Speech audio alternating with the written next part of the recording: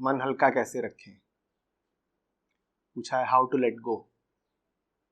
हिंदी में ही उत्तर दूंगा, हाउ टू लेट गो। अनासक्ति कैसे हो, त्याग कैसे उठे। जब तक मुझे लग रहा है कि इसमें मेरे लिए कुछ है, इसे छोड़ने की बात बनावटी होगी। क्योंकि मुझे क्या लग रहा है, इसमें मेरे लिए कुछ है। सबसे पहले तो विचार करो कि इसमें तुम्हारे लिए क्या है। विचार करने चलोगे कि इसमें तुम्हारे लिए क्या है, तो तुम्हें अपने आप से पूछना पड़ेगा मुझे चाहिए क्या। और अगर जांचने निकलोगे कि तुम्हें चाहिए क्या, तो तुम्हें पूछना पड़ेगा तुम हो कौन।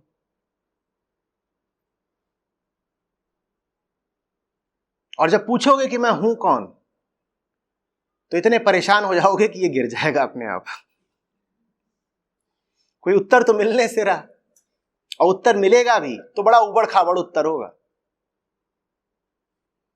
जो उत्तर मिलेगा वो तुम्हें पसंद आने से रहा, तो इस पर पकड़ अपने आप ढीली हो जाएगी, ये गिर जाएगा। ठीक। देखो क्या होता है, तुमने इसे जकड़ रखा है। फिर गुरुजी आए, गुरुजी ने क्या कहा, बेटा छोड़ दो। जब तुमने इसे जकड़ रखा था तो तुम्हारे मन में निरंतर किसका ख्याल था। तुम कह रहे थे इसे जकड़ो, इसे जकड़ो। किसे जकड़ो, इसे जकड़ो। तो विचारों के केंद्र पर क्या बैठा था। ठीक। अब गुरुजी ने कहा इसे छोड़ो। देखो, तो अभी भी मन के केंद्र पर क्या है, पहले इसे जकड़ने को आतुर थे, अब इसे छोड़ने को आतुर हो। पर ख्याल तो इसी का बना हुआ है ना, तो ख्याल इससे हटाना है। और ख्याल से ये बोलोगे कि इससे हटकर इस पर आ जा, तो कुछ बदला नहीं। ये होता है हमारे साथ खूब।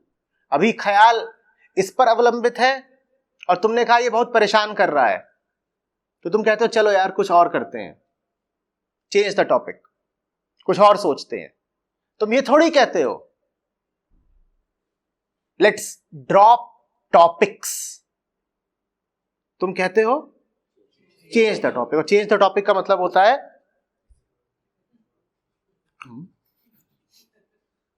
ये जो दूसरी चीज पकड़ी है, ये दिख रही है दूसरी, पर वास्तव में ये है बिल्कुल वैसी जैसे तुमने पहले पकड़ रखी थी। ये हो गया चेंज द टॉपिक। लो, दूसरी शादी कराए, नौकरी बदल ली, घर बदल लिया, कुछ भी।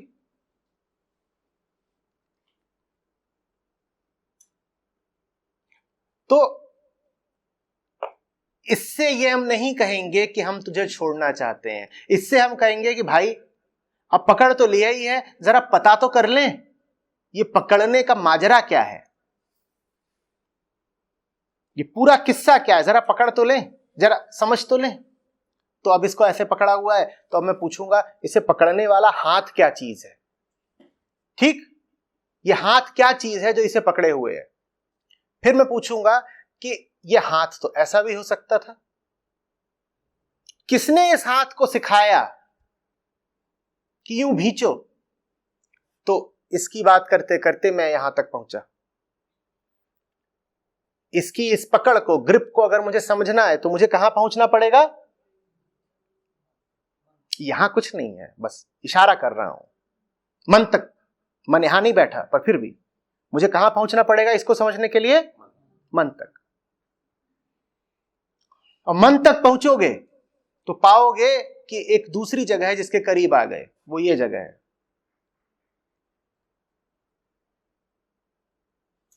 दृष्टि इधर को हो जाएगी, दृष्टि इधर को हो जाएगी, तुम्हें पता भी नहीं चलेगा, ये छूट जाएगा। और बात पर गौर करना, ये छूटेगा तभी जब इसके छूटने का तुम्हें पता न लगे। अगर तुम्हें पता लग गया कि ये छूट रहा है तो तुम बहुत डरे हुए आदमी हो, तुम इसे दूनी पकड़ से जकड़ लोगे। तुम्हें पता नहीं लगना चाहिए कि ये छूट रहा है। छोटे बच्चे सो जाते हैं और मुट्ठी में उन्होंने पेंसिल जकड़ रखी है, पेंसिल जकड़े जकड़े वो सो गया। माए फिर धीरे से उनके हाथ से, उनकी मुट्ठी से पेंसिल निकालती हैं। क्या पूरी कोशिश करती हैं? जगे ना, क्योंकि जग गया तो अरे भाई अब तो और सावधान हो जाएगा कि मैं सोता हूं तो ये निकाली जाती है, तब तो और ऐसे बिल्कुल, और सोएगा भी नहीं। तुम छोड़ोगे सिर्फ तब जब सो चुके हो। सोने का अर्थ समझते हो? जागृति की तुम्हारी जो सामान्य अवस्था है, बहिर्मुखी अवस्था है, उसको बदलना होगा, अंतर्मुखी होना होगा। फिर ये शांति से बिना शोर मचाए चुपचाप छूटेगा। और अगर कुछ चुपचाप नहीं छूट रहा तो छूटेगा ही नहीं। छूटेगी वही चीज जिसके छूटने का तुम्हें पता न चले, होश ना आए। कभी बाद में ख्याल आए कि अरे वो कहां है, और तुमको लगता है छूट गया। अरे बाप रे, अरे लगता है छूट गया। जिनका भी छूटा ऐसे ही छूटा है, तय कर करके किसी का नहीं छूटा। जिनका छूटा है अनायास, अनजाने में छूटा है, अनायोजित छूटा है। छूटने के बहुत काल बाद उनको कभी सुध आती है कि लगता है छूटा।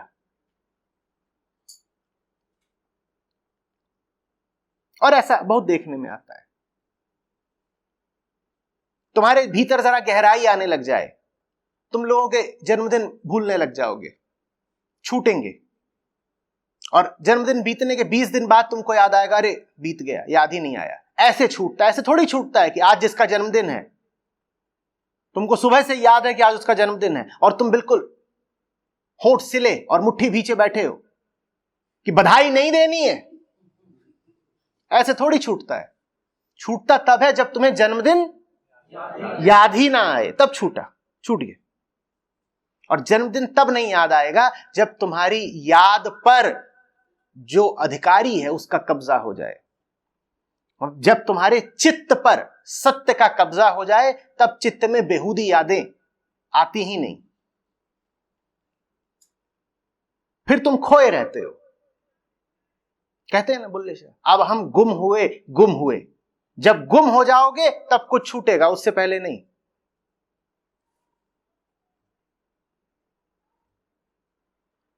आ रही बात समझ में? सबसे ज्यादा ताकत तुम्हारे उन निर्णयों में होती है जो निर्णय होते ही नहीं। सबसे ज्यादा स्थिरता तुम्हारे उन चुनावों में होती है जो वास्तव में अचुनाव होते हैं, जो चुनाव से अतीत होते हैं। जो कुछ तुमने चुना उसे तुम छोड़ सकते हो। तुम्हारे सारे संकल्प टूटेंगे, पर जो तुमसे तुम्हारी अनुपस्थिति में हो रहा है उसमें बड़ी जान होती है, क्योंकि उसे तोड़ेगा कौन? तुम ही तो तोड़ते थे। तुम्हारे संकल्पों को कौन तोड़ता था? तुम स्वयं। जब तुम्हारी अनुपस्थिति में कुछ होता है तो वो चिरंजीवी होता है।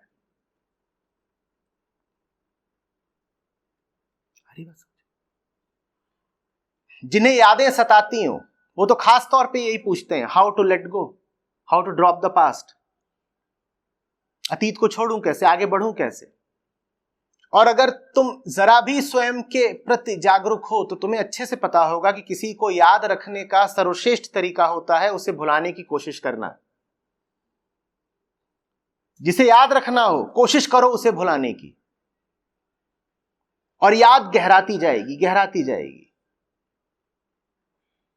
जो छोड़ने की कोशिश करेगा उसकी पकड़ और मजबूत होती जाएगी।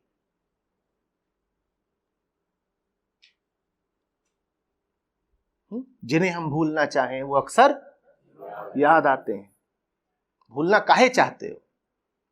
भूलना भी चाह रहे हो तो याद ही तो कर रहे हो। तुम एक काम करो, तुम व्यस्त हो जाओ। परमात्मा के प्रति व्यस्तता को ही अध्यात्म कहते हैं। हम व्यस्त हो गए, अब हमें कोई और याद आता नहीं।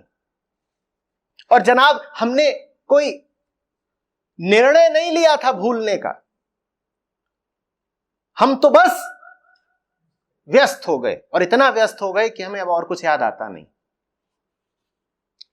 और हम कोई अन्याय नहीं करेंगे, अगर याद आ गया तो हम बिल्कुल कह देंगे जन्मदिन मुबारक। हमने कोई कसम नहीं खाई है कि हमें जन्मदिन मुबारक बोलना ही नहीं है। अगर याद आ गया तो बेशक बोलेंगे, अगर याद आ गया, अगर।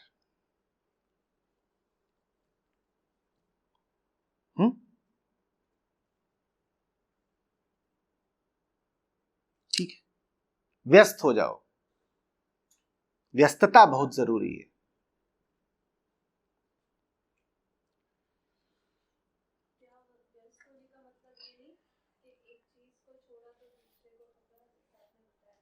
अभी अध्यात्म की क्या परिभाषा दी?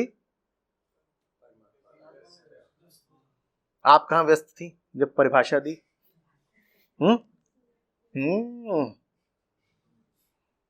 जैसे इतने दिनों की व्यस्तता के बाद आज दर्शन दिए, वैसे ही व्यस्त थी।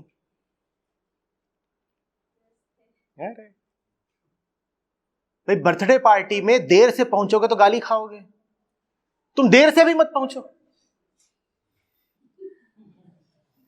तुम्हें समय पर बुलाया गया। एक आदमी होता है जो समय पर ही पहुंच जाता है, बंधा बंधाया नौकर। वो समय पर पहुंच गया गुलाब लेकर के, ये तो गुलाम है। एक है जो आंशिक रूप से व्यस्त था, जो आंशिक रूप से व्यस्त था, वो बेचारा ना घर का ना घाट का।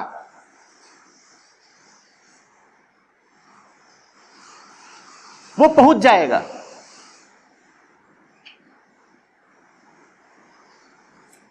वो ये भी नहीं कर पाएगा कि पहुंचा ही नहीं, वो पहुंच जाएगा। और पहुंचने के बाद चूंकि देर से आया है इसलिए गाली खाएगा। तो ग्लानि उठे, उससे बचने का एक ही तरीका है कि तुम ग्लानि के लिए भी जगह मत छोड़ो।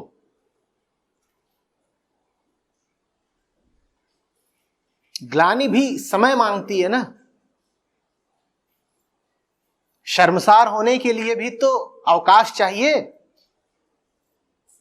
तुम ऐसे डूबे रहो, तुम ऐसे व्यस्त रहो कि तुम्हारे पास ग्लानि के लिए, आत्मशंका के लिए, अपराध बोध के लिए भी न समय बचे न अवकाश।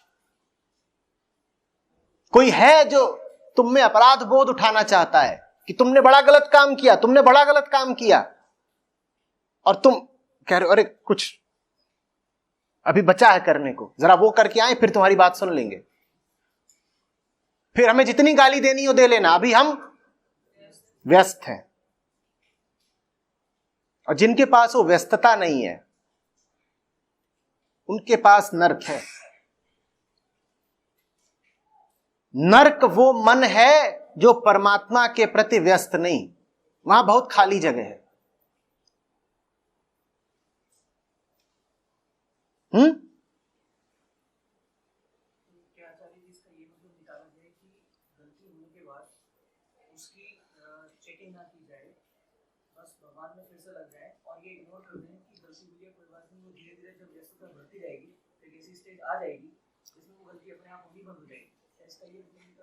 बेटा, जीवन क्या है?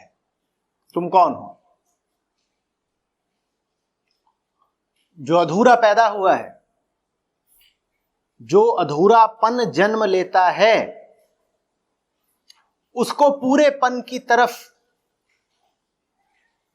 ले जाना ही जीवन है। इसीलिए तुम्हें समय मिला है। यही समय है ना। समय माने बदलाव। जब कुछ बदलता है तो तुम कहते हो समय। क्या बदलता है? वास्तव में तुम बदलते हो। तो ये जो तुमको दिन मिलते हैं 60 साल, 80 साल, 100 साल, ये वास्तव में क्या है? ये है वो अवसर जो तुम्हें जन्म ने दिया है ताकि जन्म को सार्थक कर सको। तो जो लोग कहते हैं कि जीवन एक यात्रा है, वो वास्तव में गलत नहीं कहते, ठीक ही है। जीवन यात्रा है। जीवन अधूरेपन से पूरेपन की तरफ यात्रा है, और वो यात्रा समय में होती है और संसार के मध्य होती है। उस यात्रा में समय लगता है और राह संसार से होकर गुजरती है। ये जीवन है, ठीक। अब तुम पाओ कि तुम 40 साल बहुत धीरे धीरे चलते रहे, तो अब तुम क्या करोगे? बैठ के रोओगे या तेज चलोगे? यही तो अकेला रास्ता है ना। अगर दिखाई दिया कि अतीत में गलती हो गई, और गलती सिर्फ एक होती है कि जिधर को जाना था और तीव्रता से जाना था, उधर को या तो बढ़े नहीं या बहुत धीरे धीरे बढ़े। समझो, जिधर को जाना था उधर को सीधे बढ़ जाओ तो समझ लो कि तुम संत आदमी हो, बिल्कुल सीधे साधे आदमी हैं। एक सरलता है, आर्जव इसी को कहते हैं कि जिधर को जाना है सीधे उधर को बढ़ गए, राह में कोई विचलन नहीं। और एक दूसरा आदमी होता है जो रास्ते में ही सुस्ताने लग जाता है, या कि कई बार तो किसी और दिशा को ही बढ़ जाता है, क्योंकि जो राह है वो जाती है संसार के मध्य से। इधर को भी संसार है, इधर को भी संसार है, नीचे भी ऊपर भी। तो बहुत आसान है जरा विमुख हो जाना, विचलित हो जाना, दाएं बाएं की कोई पगडंडी पकड़ लेना। चलो ये सब गलतियां हो गई, तो अब क्या करोगे? बैठ के छाती पीटोगे? अगर समझ में ही आ गया कि ये सब गलतियां हो गई हैं, तो अब क्या करोगे? जल्दी बोलो। सही दिशा में बढ़ोगे और दूने बल से बढ़ोगे। तुम कहोगे 40 साल व्यर्थ कर दिए, अब जो बचा हुआ समय है उसको तो सार्थक करूं। ये थोड़े कि 40 साल खराब कर दिए हैं, अब आगे देखेंगे। आगे कुछ नहीं है, आगे मौत है बस, कोई दूसरा जन्म नहीं मिलने वाला।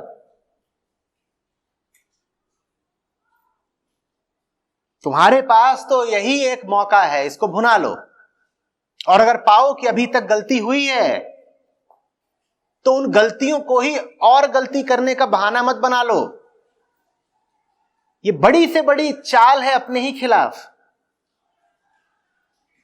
अगर गलती हुई है तो कहो कि जैसे गलती करी थी वैसे ही अब संकल्पित रहेंगे, प्रणबद्ध रहेंगे। जितना दम है, जितना समय है, एक एक कोशिका,